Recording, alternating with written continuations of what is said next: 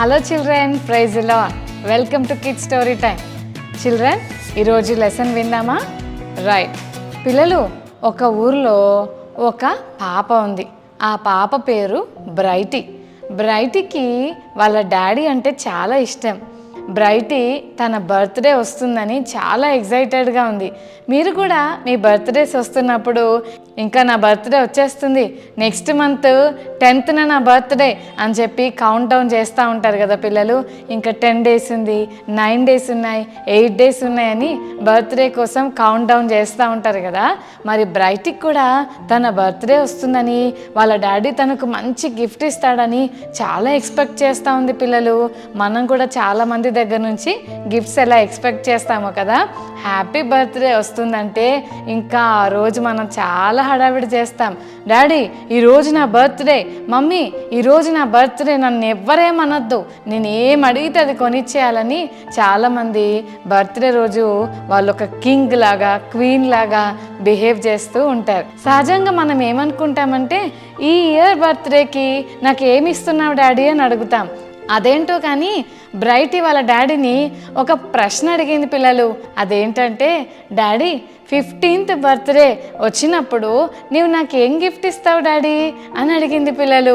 Daddy అన్నాడు, ఇంకా నీకు 11 years కదా నాన్న, ఇప్పుడే 15 years గురించి ఎందుకు ఆలోచిస్తున్నావు? అప్పుడు చాలా టైం ఉంది కదా, నీకు అప్పుడు చాలా మంచి గిఫ్ట్ ఇస్తానులే, నువ్వేం వర్రీ అవ్వద్దు అని డాడీ తన కుమార్తె అయిన బ్రైటీతో చెప్పాడు. ఆ 11th బర్త్డే చాలా గ్రాండ్గానే సెలబ్రేట్ చేసుకుంది. అయితే పిల్లలు, తర్వాత కొన్ని రోజులు అయ్యాక నా 15th బర్త్డే రోజు మా డాడీ నాకు బెస్ట్ గిఫ్ట్ ఇస్తానన్నాడని చాలా ఎక్స్పెక్టేషన్స్ పెట్టుకొని వెయిట్ చేస్తూ ఉంది. అది బ్రైటీకి 14th year. ఒకరోజు బ్రైటీ స్కూల్కి వెళ్ళి చదువుకుంటుంటే అనుకోకుండా కళ్ళు తిరిగాయి పిల్లలు. కళ్ళు తిరగగానే అక్కడ పడిపోయింది. గబగబా టీచర్స్ అందరూ కూడా బ్రైటీని తీసుకెళ్ళి ప్రిన్సిపల్ మేడంకి అప్పగిస్తే అక్కడ నుంచి ఫాస్ట్గా మనం అంబులెన్స్లో హాస్పిటల్ తీసుకెళ్తే మరి డాక్టర్స్ అందరు కూడా బ్రైటీ వాళ్ళ డాడీని పిలిపించి మరి వాళ్ళ పాపను చూపిస్తూ చెప్తారు, మీ పాపకు హార్ట్కి సంబంధించిన ఒక సమస్య ఉందండి, చాలా డేంజర్ ప్రాబ్లం మీ పాపకు ఉంది, ఇలాగే కంటిన్యూ అవుతే మరి కొద్దిసేపట్లో బ్రైటీ చనిపోతుంది అని చెప్పారు. ఈ మాట వాళ్ళ డాడీకి చాలా బాధేసింది. పిల్లలు, ఇందాకే చెప్పాను కదా, డాడీ అంటే బ్రైటీకి చాలా ఇష్టం. మరి మమ్మీ లేకపోయినా బ్రైటీని వాళ్ళ డాడీ చాలా ప్రేమగా చూస్తుండేవాడు.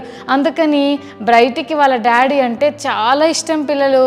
అయితే మరి డాక్టర్స్ వచ్చి బ్రైటీ గురించి వాళ్ళ డాడీకి చెప్పినప్పుడు వాళ్ళ డాడీ ఫేస్లో ఉన్న ఆ బాధ, ఆ కంగారు, ఆ దుఃఖాన్ని చూసి బ్రైటీకి అర్థమైపోద్ది సంథింగ్ సీరియస్ ఏదో ఉందని. డాడీ వైపు చూస్తూ, డాడీ డాక్టర్స్ ఏం చెప్పారు డాడీ, నేను బ్రతకనని చెప్పారా, నాకు సీరియస్గా ఉందని చెప్పారా డాడీ, అంటే నేను ఇంకా బ్రతకనా డాడీ అని చెప్తా ఉంది పిల్లలు. వెంటనే వాళ్ళ డాడీ అన్నాడు, లేదు నాన్న, నువ్వు బ్రతుకుతావు బ్రైటీ, నీకేం కాదు అని చెప్పాడు పిల్లలు. అదేంటి డాడీ, నీకెలా తెలుసు నేను బ్రతుకుతాను అని అన్నప్పుడు డాడీ అంటాడు, బికాస్ ఐ నో, నాకు తెలుసు నాన్న నువ్వు బ్రతుకుతావని చెప్పి డాడీ బ్రైటీతో చెప్పాడు. వెంటనే ఆ మాట విని బ్రైటీ చాలా ధైర్యం తెచ్చుకుంది. కొన్ని రోజుల్లోనే బ్రైటీ 15th బర్త్డే రాబోతుంది. ఆ హాస్పిటల్లోనే నా బర్త్డే అవుతుందా ఏంటి అని చాలా కంగారు పడుతుంది. ఎందుకంటే డాడీ చెప్పాడు, ఏం చెప్పాడు పిల్లలు, తన బర్త్డే రోజు మంచి గిఫ్ట్ ఇస్తానని, 15th బర్త్డేకి బిగ్ గిఫ్ట్ ఇస్తానని చెప్పాడు కదా. ఆ గిఫ్ట్ కోసం ఆమె మనసులో ఆలోచిస్తూ ఉంది. పిల్లలు, అనుకోకుండా ఎక్కువ రోజులే హాస్పిటల్లో ఉండవలసి వచ్చింది. అయితే ఆ 15th బర్త్డే హాస్పిటల్లోనే తను గడపవలసి వచ్చింది.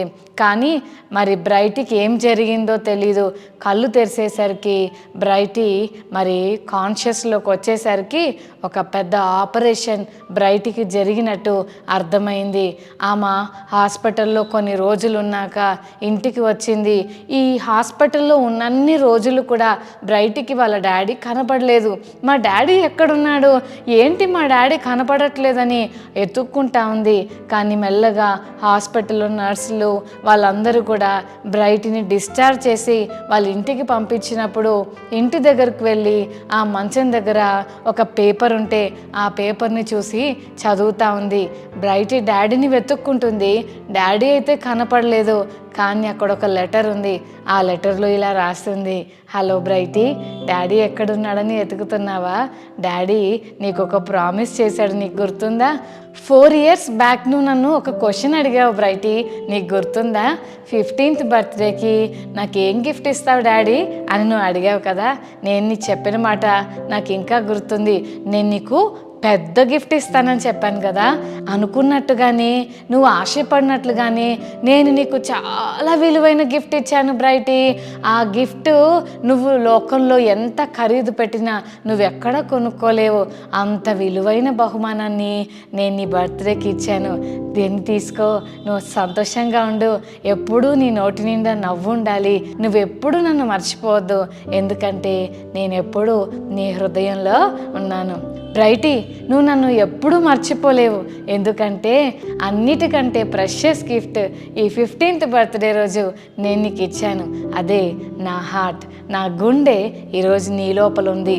కాబట్టి ఈ గిఫ్ట్ నువ్వు తీసుకొని సంతోషంగా జీవించు బ్రైటీ అని చెప్పి once again I love you so much, happy birthday to you అని చెప్పి ఆ లెటర్లో రాసింది. పిల్లలు కన్నీళ్లతో ఆ ఉత్తరాన్ని చదువుతూ ఏడుస్తూ ఇలా అంటుంది, డాడీ నువ్వేమిస్తావో అని అనుకున్నాను, కానీ నీ గుండెనే నాకు ఇచ్చావా డాడీ, నా కోసం నీ ప్రాణమే వదులుకున్నావా డాడీ, ఎంత ప్రేమ డాడీ నీకు నేనంటే అని కన్నీళ్లతో అక్కడే పడి కుప్పకూలి ఏడుస్తూ ఉంది. ప్రియ చెల్లి తమ్ముడు, ఈ మాటలు వింటుంటే అద్భుతమైన యేసయ్య ప్రేమ నాకు జ్ఞాపకం వస్తుంది. భయంకరమైన నరకం అనేది ఒకటి ఉంది.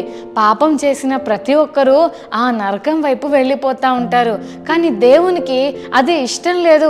ఒక దూతను, ఒక ప్రవక్తను, ఒక యాజకుడినో పంపలేదు, కానీ యేసయ్య తానే మనిషిగా ఈ లోకానికి దిగి వచ్చి మన అందరినీ రక్షించడానికి ఈ లోకానికి వచ్చాడు. బ్రైటీ వాళ్ళ డాడీ తన కూతుర్ని రక్షించుకోవడం కొరకు తన గుండెను ఎలా ఇచ్చాడో, పాపం వైపు పరిగెడుతున్న నిన్ను నన్ను రక్షించడానికి, ఆ భయంకరమైన నరకం వైపు పరిగెడుతున్న నిన్ను నన్ను కాపాడటానికి యేసుక్రీస్తు వారు తన ప్రాణాన్ని మనకు అర్పించడానికి ఈ లోకానికి వచ్చాడు. కలువరి సిలువలో మనందరికి బదులుగా ఆయన పనిష్మెంట్ అనుభవించాడు. అంతేకాదు చాలామంది అమ్మమ్మలు, నాన్నమ్మలు, తాతయ్యలు, ముత్తాతలు, జేజమ్మలు అందరూ సమాధుల్లోనే చనిపోయారు. ఎవరు కూడా మరణాన్ని గెలవలేదు కదా పిల్లలు. కానీ యేసయ్య పునరుత్థానుడు, మరణాన్ని గెలిచాడు. అందుకే ఆయన దేవుడు. కాబట్టి ఆ గొప్ప జీసస్ని ఎవరైతే వారి హృదయాల్లో చేర్చుకుంటారో వారికి పాపం నుంచి విడుదల, వారికి రోగం నుంచి విడుదల, ఆ భయంకరమైన అగ్నిగుండం అనే నరకం నుంచి దేవుడు వారిని విడిపిస్తాడు. నీకెందుకు ఆలస్యం? ఆ దేవాతి దేవుడైన యేసయ్య ప్రేమను మనం కూడా రిసీవ్ చేసుకుందామా? బ్రైటీ వాళ్ళ డాడీ ఇచ్చిన హార్ట్ తనలోకి వచ్చాక ఆమె ఎలా బ్రతికిందో, అలాగే యేసయ్య ఇచ్చే గొప్ప రక్షణ మనం ఎప్పుడైతే తీసుకుంటామో మరణం నుంచి, పాపం నుంచి మనం తప్పించుకోవచ్చు. ఇంకెందుకు ఆలస్యం పిల్లలు? ఈ ఈస్టర్ సందర్భంగా పునరుత్థానుడైన యేసయ్యకు మన హృదయాన్ని ఇచ్చి ఆయన నామానికి మహిమకరంగా జీవిద్దామా? ఓకే, కళ్ళు మూసుకోండి, చిన్న ప్రార్థన చేసుకుందాం. ప్రేమగల తండ్రి, మీకు వందనాలు.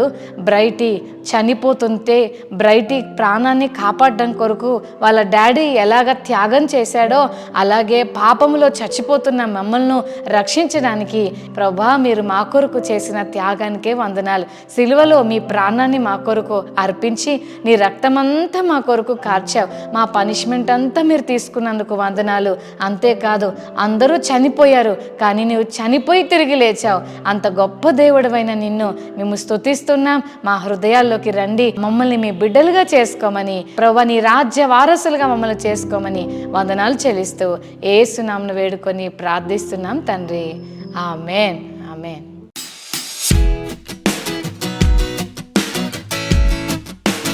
ఓకే చిల్డ్రన్, మన మెమరీ బస్ నేర్చుకుందామా? మొదటి తిమోతి 1:15, ఫస్ట్ తిమోతి 1:15. పాపులను రక్షించుటకు క్రీస్తు యేసు లోకమునకు వచ్చాను. మరొకసారి నేర్చుకుందామా? పాపులను రక్షించుటకు క్రీస్తు యేసు లోకమునకు వచ్చాను. మొదటి తిమోతి 1:15. మరొకసారి first Timothy 1:15. Okay children, happy Easter. God bless you. Bye.